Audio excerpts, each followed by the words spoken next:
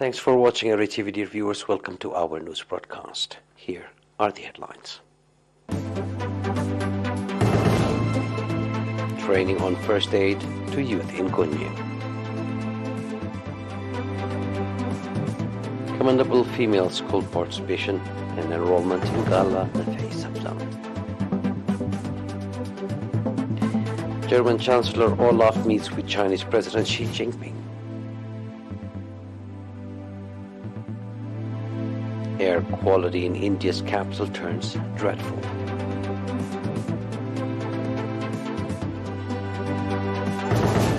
In our domestic news, the head of educational services in Gala Nefei subzone, Mr. Tedros Abraham, reported that commendable achievement is being registered in girls' school enrollment and competitiveness, indicating that in 2020-2021 academic year, from over 22,000 students, over 88% of girls have scored passing marks. Mr. Tedros said that efforts are in place to further develop the relationship between the students, parents, and teachers for better outcome, pointing out that from 54% to 85% of students in Arba-Rabu, Ad-Gwadad, Amberti, and Saharti schools have scored passing marks at 8th grade national examination. Mr. Tedros said that other schools are also exerting strong efforts to produce competitive students. Mr. Tedros also said that the effort to alleviate shortage of teachers in the schools located at the eastern parts of the subzone is registering encouraging results. Mr. Tedros also commended the residents of Dar Balos for the initiative they took to build 12 additional classrooms worth over 4 million nakfa. There are 62 schools ranging from kindergarten to high schools in Gala Nefei subzone.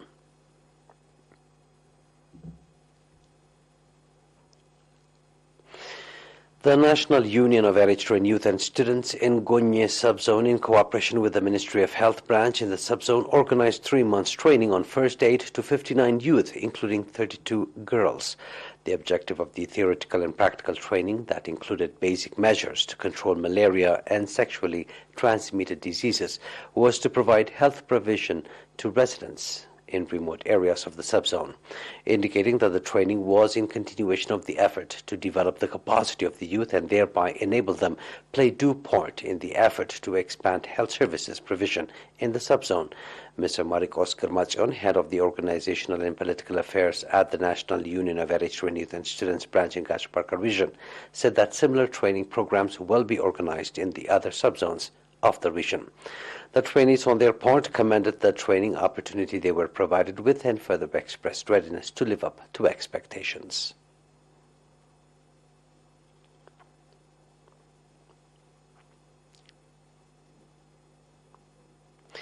Seminar focusing on legal practice and moral values was organized in Haga subzone on 28 October to social service provision institutions. The seminar, that was organized in cooperation with Law Enforcement Office of the subzone, included relations between owners and employees, legal practice, role and contribution of community to the police, consequence of alcohol on underage children, sanitation of institutions, crimes and offences control, as well as sale of expired foodstuff. Speaking at the occasion, Commander of Police Station in Hagas town, Mohammed Noor Mohammed Ali, called on owners of social service provision institutions to play due part in the efforts to control crimes and in ensuring the safety in their areas. Mr. Zenawi Estefanos, head of law enforcement, on his part, called on owners of social service provision institutions to pay due attention to the hygiene and effectiveness of their institutions and apply legal practices. The participants on their part conducted extensive discussion on the issues raised at the seminar and adopted various recommendations.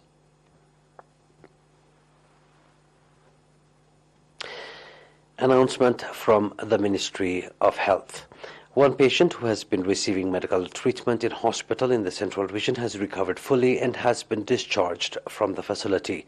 The total number of recovered patients has accordingly increased to 10,086, while the number of deaths stands at 103. The total number of confirmed cases in the country to date stands at 10,189. Ministry of Health, Asmara, 4 November 2022.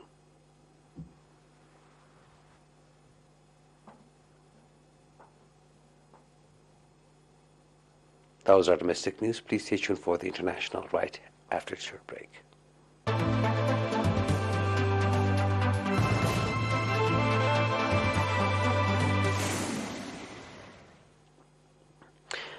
German Chancellor Olaf Scholz has met with Chinese President Xi Jinping during the first visit by a leader of the Group of Seven, G7, nations to China in 3 years, leading a high-level business delegation to China on Friday.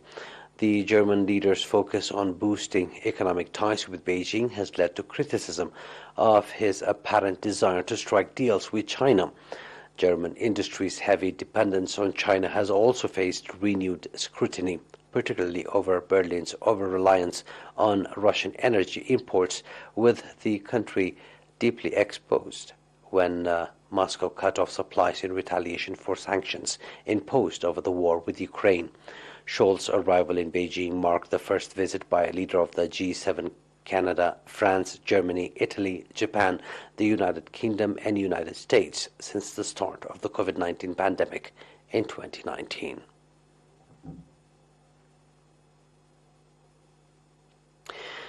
Toxic air in New Delhi and large parts of northern India this week has prompted school closures, traffic restrictions, and political infighting.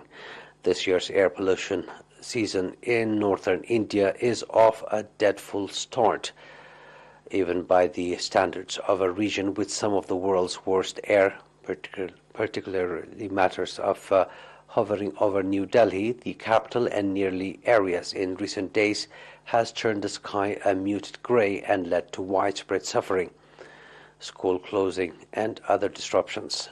Politicians are trading bitter accusations over who is to blame. Hundreds of millions of people in northern India are also suffering from some of the worst air pollution they have ever seen in years. India's air quality tends to worsen in autumn when farmers burn straw left over from the rice harvest to make room for new planting.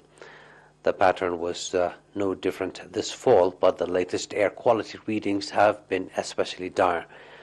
An estimated 4.2 million deaths worldwide in 2015 were attributable to long-term exposure to outdoor particulate pollution, according to a study in the Lancet, a medical journal. East Asia and South Asia accounted for an estimated 59% of the deaths. Now a recap of tonight's headlines.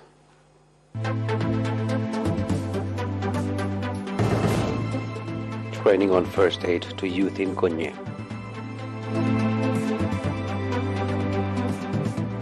Commendable female school enrollment in Galanef Hisabzal.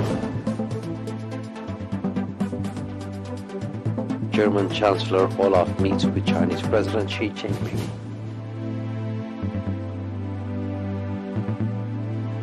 Air quality in India's capital turns dreadful.